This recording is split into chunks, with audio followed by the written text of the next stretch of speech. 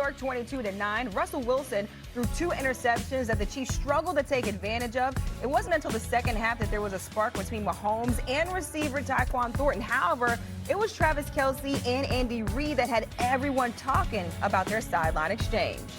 I love Travis's passion, man. So I'm okay with that. We didn't have enough of it that second quarter. Well, it wasn't where we needed to be. So within reason, he knows. He knows when to back off the pedal and knows when to push it too. So that's part I love about him. The guy's all in. Just sometimes I have to be the policeman. A lot of people were talking about that exchange between Travis Kelce and Andy Reid, but Cam, is it something or nothing? Nothing. I think we've seen this before. I mean, obviously in the Super Bowl, Travis Kelce definitely, got heated, but that's his superpower.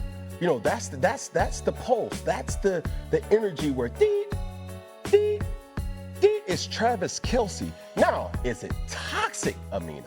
It is, but it's effective though.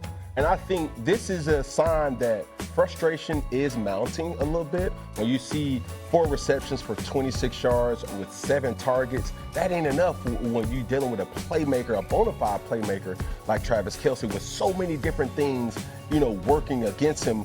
The age, does it still matter to him? All these whispers about, obviously, his fiance and things like that. Well, when you have opportunities to show that you're still that guy, El Travador, some people may agree with it, some people may not, but I'm a person that knows, okay, we've seen this happen before and it still has been effective, and I'm not going to overreact to that. Stephen A., what do you make of the exchange? Well, we don't have to overreact to it. We just don't need to underreact by saying it's nothing. And the reason why we can't say it's nothing, it's not that a confrontation between Kelce and Reid is what you should pay attention to, because they're absolutely fine. Travis Kelce, my brother from another mother, that brother loves Andy Reid, and Andy Reid loves him back. The issue is that Travis Kelce's a realist. Woody, Cam, y'all both know this. You know a real one when you see one. And Kelce's that dude. He knows he's not what he used to be. And because he's not what he used to be, he can't make up for the loss of a Rashee Rice. He can't make up for the loss of a Xavier Worthy. And remember, Xavier Worthy, he's the reason Xavier Worthy is out, because they got mixed up on their route running. And he ran into Xavier Worthy and basically separated his shoulder, which is why Xavier Worthy has been out. Travis Kelce himself took the blame for that. I'm not blaming him. He blamed himself. And so when you look at one of the star players being out, knowing how much that inhibits your progress, when you're looking at a Patrick Mahomes completing less than 60% of his passes, only throwing 3 touchdowns in 3 games with just 1 interception, when he's also having to be the leading rusher because Isaiah Pacheco and Kareem Hunt can't really do what you expected them to do just as of yet. All of those things contribute to elevating the level of frustration that's taking place, because once upon a time, Kelce could be the dude that said, put it on my back. I got you, big boy. Patrick, I'm here. Throw me the damn ball, okay? We gonna be all right. Now, he's struggling to get separation, as we saw on several occasions last night. He juggled a pass that led to an interception and a loss against the Philadelphia Eagles. The game before that, in the opener, he got Xavier Worthy hurt, like I just articulated. There's a lot of frustration brewing up in him, because this is supposed to be it in all likelihood. Once upon a time, he was contemplating retirement last year, decided to come back after getting bum rushed in the Super Bowl, didn't want to go out. The level of production that he put forth, he's on a mission. He's trying to make it happen. And it's a struggle when you're devoid of the talent that you usually have available to you, because cats are hurt and you can't pick up the load the way that you once did. That's where the frustration is really, really coming from, which is why it's something. I would say that I think Travis Kelce is fully aware of his football mortality as far as his dimension and skill set. But as far as his what happened on the sideline, bro, I had bigger altercations with Rex Ryan when I was with him. Like, I've seen full-on fights, all this stuff on the sideline. Cam, you know this. Football is an emotional game. Things happen. But you know what? Those things happen, and then you're on to the next play. You're on to something else. And so I don't read too much into it. Is there frustration as far as their offense and lack of explosiveness? Sure, but I don't think this is something that's going for us to really be watching and see, is this going to have an effect on the team? I don't think that's the case. I think this is something that needs to be said that Travis Kelce would never say. He does not have assets around him, help around him that can consistently beat man-to-man. And that's what's making him frustrated. That's what I'm saying.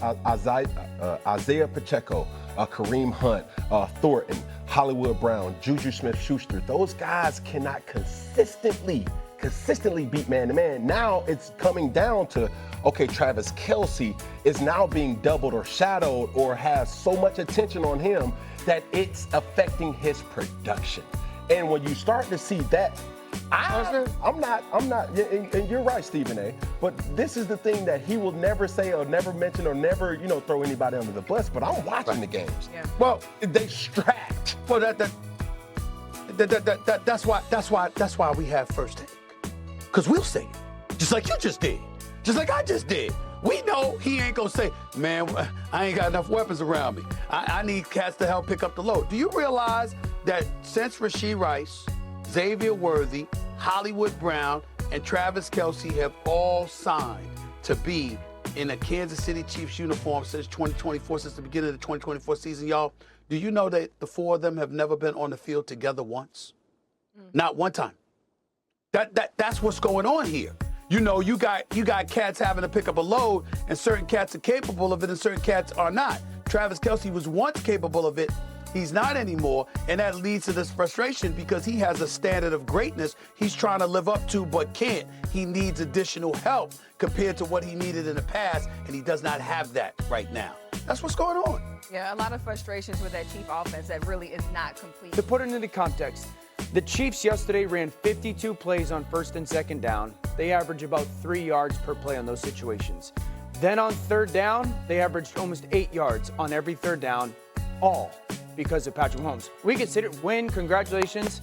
The reality is, it's still too much on the quarterback. They're just trying to buy time here, I think, to get some of these reinforcements back, right? Xavier Worthy's dealing with a dislocated shoulder that I think was a worse injury than a lot of people thought. Every week we've been waiting for him to come back, and it's just not that quick with an injury like that. Rashee Rice has got the 6 games. So I think they're trying to buy time.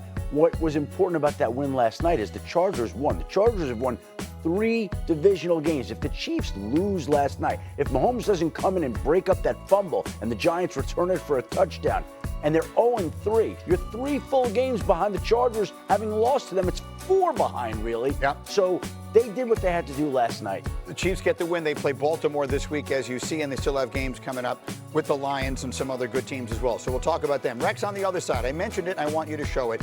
The Giants won. It's still a game. There's 3 minutes and change left in the fourth quarter last night. They moved the ball down inside the 10-yard line, and then this sequence of plays from Russell Wilson. We'll show it starting with first down. I hate this, and I stayed up to watch this crap. Like, are you kidding me?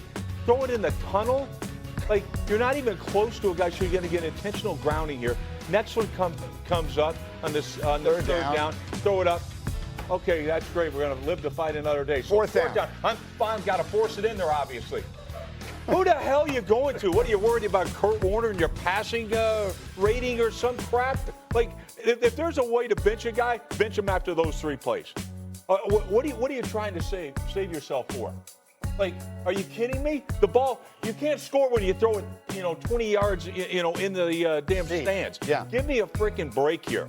Like, I've seen enough, and so has everybody else. Look, I mentioned before, you got an amazing talent at receiver in Neighbors, right? Malik Neighbors. Yes. Who has 2 catches in a game.